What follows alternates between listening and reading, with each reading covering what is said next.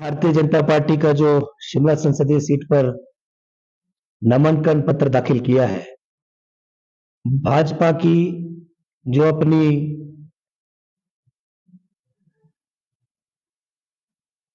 आज की रैली के प्रति जो उनकी अपनी असेसमेंट थी, वो भी गलत साबित हुई है और भाजपा की जो आज की रैली वो पूरी तरह से फ्लॉप हुई। शिमला संसदीय सीट पर बहुत से बुनियादी सवाल हैं जो पिछले कई वर्षों से यहां की जनता जानना चाहती है। लगातार भारतीय जनता पार्टी के पास पिछले 1.5 दशक से यह सीट रही है और इनके सांसद की उपस्थिति और सहयोग इस सीट पर नगण्य रहा है और उसी का आज एक प्रतिबिंब नजर आया है। आप देखिए जिस तरह से कांग्रेस प्रत्याशियों के नामांकन भरे हैं, शानदार उपस्थिति लोगों ने दर्ज कराई है, परंतु भारतीय जनता पार्टी के लोगों ने पूरी तरह से हिमाचल की इस सीट की अनदेखी करी। जब प्रदेश में भाजपा की सरकार भी थी तो उनके, मैं कहूंगा कि मानस पटल पे जो उनके मानचित्र था, एक राजनीतिक मानचित्र था, उस पर यह सीट तो उनके अंकित ही नहीं थी और लगातार इस क्षेत्र का जो है भारतीय जनता पार्टी की सरकार में अनदेखी हुई है। उसी तरह से आज अब इनके पास इस सीट पर मुद्दा कोई नहीं है, इनके पास इशू कोई नहीं है चुनाव का। इसलिए आज भी मैंने देखा कि जहां एक तरफ हिंदुस्तान के लगभग 100 करोड़ मतदाता अपनी नई सरकार चुनने जा रहे हैं, लोकतंत्र का महापर्व चल रहा है देश के अंदर और विश्व का सबसे बड़ा लोकतंत्र अपनी नई सरकार चुनने जा रहा है। पिछले दशक से 10 वर्षों से भारतीय जनता पार्टी की सरकार देश में है और लगातार महंगाई और बेरोजगारी विकराल रूप धारण कर चुकी है। लेकिन जो हमारे युवाओं के, शिक्षित युवा जो हमारे बेरोजगार हैं, उनके जो मसले हैं वो भी अनसुलझे हैं और जो महंगाई का बहुत बड़ा एक मसला है वो भी अनसुलझा है देश के अंदर। तो आज देश के अंदर भी भाजपा को बहुत बड़ा जोल्ट लगा है और वो समझ रहे हैं कि लगातार हम जो है दूर हो रहे हैं बहुमत से। और अब जो है आप देखिए, प्रधानमंत्री जी ने भी कहा कि अंबानी और अडानी ये जो है कांग्रेस को फंडिंग कर रहे हैं। तो ये तो पूरा देश दुनिया जानती है। बड़ी विडंबना है कि भारत के प्रधानमंत्री क्या समझते हैं हिंदुस्तान के अवाम को। पूरी देश दुनिया जानती, पूरा विश्व जानता है कि अडानी और अंबानी पिछले 10 वर्षों में किसकी गोद में बैठकर इतने इतरा रहे हैं और कौन उनका जो है पालन पोषण कर रहा है। लेकिन आज आप इस तरह की बात कर रहे हैं तो हम उनको भी कहना चाहते हैं कि प्रधानमंत्री जी ये कह रहे हैं और हिंदुस्तान का अगर प्रधानमंत्री कहता है तो साक्ष्यों के साथ ही कहता होगा।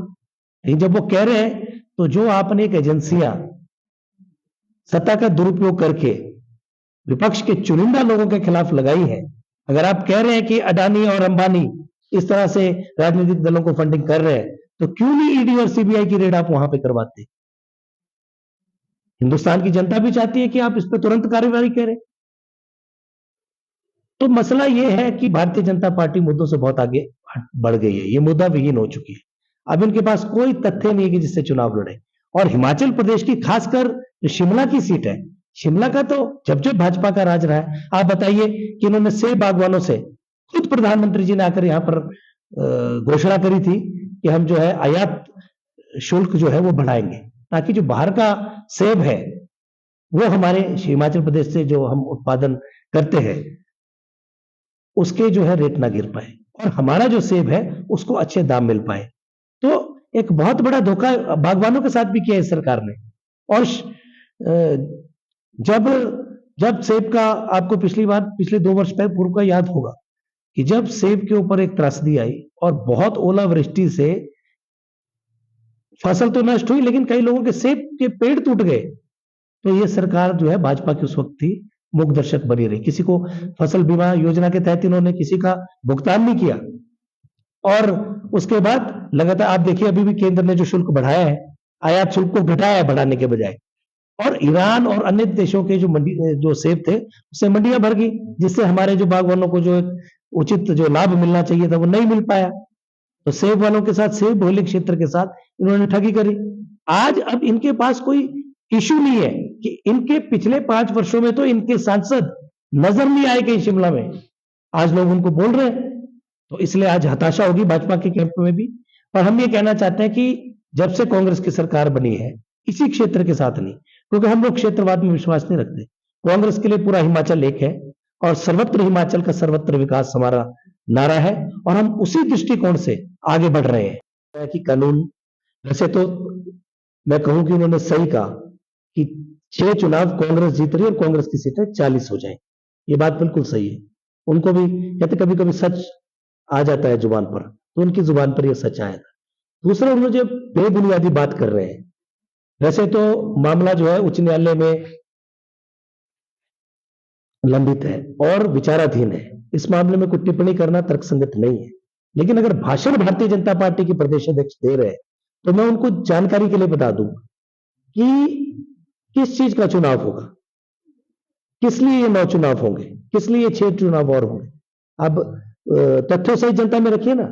और आपने बात करी सीपीएस की, तो क्या वो बताने की कृपा करेंगे कि ये जो सीपीएस है 6, इनकी आज तक ये किसी ने कहा नहीं, लेकिन मैं कह रहा हूं कि जो ये 6 पद है सीपीएस के, इसकी सैद्धांतिक मंजूरी किसने दी और किसने इन पदों का सृजन किया। आपके माध्यम से हिमाचल की जनता को बताना चाहते हैं कि इसकी सैद्धांतिक मंजूरी पिछली सरकार, भारतीय जनता पार्टी की सरकार और जयराम ठाकुर जी ने दी है और उन्हीं के वक्त इन पदों का सृजन हुआ, 6 पदों का। हमने तो सिर्फ आके भरी है।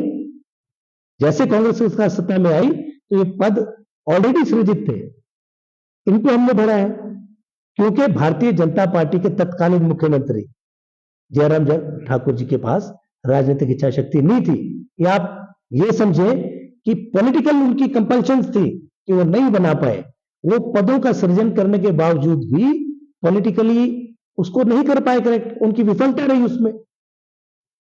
तो सीपीएस के इश्यू पे आज बहुत बातें बीजेपी कर रही है, उनको बताना चाहिए भी, वो भी ये भी क्लियर करे कि ये 6 पोस्टें कब क्रिएट हुई है। मुझे मालूम किस ऐसा बयान उन्होंने क्यों दिया है। और जहां तक आप भाजपा में जाने की बात करें, आज चुनावों का दौर है और चुनावों के वक्त में ये प्रक्रिया लगभग चली रहती है। अभी आप देखिए किशोरी लाल जी, भारतीय जनता पार्टी के पूर्व के विधायक, उन्होंने कांग्रेस ज्वाइन की है और वामपंथ की कोई बात नहीं है। इस तरह का कोई साक्ष्य नहीं है कि हमारी विचारधारा हिंदुस्तान की सबसे पुरानी और सबसे बड़ी राजनीतिक पार्टी है कांग्रेस, और वो किसी की विचारधारा में कैसे जा सकती है। हमारी अपनी विचारधारा है, धर्मनिरपेक्ष विचारधारा है, देश को आगे बढ़ाने की विचारधारा है। और कांग्रेस की विचारधारा जो है, कांग्रेस एक विचारधारा, एक राजनीतिक दल नहीं है, एक जीवन पद्धति है जिसने हिंदुस्तान के लोगों को जीवन उन्नत किए हैं और आज हिंदुस्तान को एक महाशक्ति के रूप में पूरे विश्व के सामने खड़ा किया है। तो कांग्रेस की विचारधारा को कोई भटका नहीं सकता। कांग्रेस अपनी विचारधारा पे अडिग है और जो हमारे मूल सिद्धांत है आज भी हम उन्हीं पर चलते हैं। और कांग्रेस के जो मूल सिद्धांत है वो अखिल भारतीय स्तर पर भी सारे वैसे ही रहते हैं और प्रादेशिक जो हमारी इकाइयां हैं वो भी उनका पालन करती है। भी हमने जो है हिमाचल की अर्थव्यवस्था को पटरी पर रखा है, लेकिन भारतीय जनता पार्टी का कोई सहयोग, खासकर मैं आज का कहूंगा तो इस संसदीय क्षेत्र को या इसकी जनता को नहीं मिला है। और आज भाजपा के जो नेता हैं, बड़े बड़े भाषण आज भी हुए हैं, लेकिन वो सारे तथ्यों से परे थे। जब उसका आंकलन होगा, कल आप जब देखेंगे, कल कांग्रेस, भारतीय राष्ट्रीय कांग्रेस के प्रत्याशी श्री विनोद सुल्तानपुरी जी भी अपना नामांकन पत्र दाखिल करेंगे और उसके बाद एक विशाल रैली का आयोजन जो चौड़ा मैदान में हो रहा है, तो आप देखिए कि आपको फर्क साफ नजर आएगा। और जनता ने मन बना लिया है कि भारतीय जनता पार्टी को इस संसदीय क्षेत्र से इस बार बाहर करना है और कांग्रेस का युवा और एक जिसे अनुभव प्राप्त प्रत्याशी हमने उतारा है और जिनका एक पृष्ठभूमि है, जिनके पिताजी के भी जो है पूरा जीवन राजनीति में समर्पित रहा और शिमला संसदीय क्षेत्र को लगातार 6 बार उन्होंने जो है प्रतिनिधित्व किया और एक विकास की पटकथा उन्होंने भी लिखी थी जिसको आगे बढ़ाने की आज जरूरत है और कांग्रेस पार्टी इस दिशा में आगे बढ़ रही है। हिमाचल प्रदेश में दोबारा हम जो है 40 सीट हासिल करेंगे। हिमाचल की असेंबली के अंदर हमको जनादेश में भी 40 सीट मिली थी और राजीव बिंदल जी ने बिल्कुल ठीक कहा कि जैसे ही चुनाव के नतीजे आएंगे 4 जून को कांग्रेस की 40 सीटें दोबारा हो जाएंगी।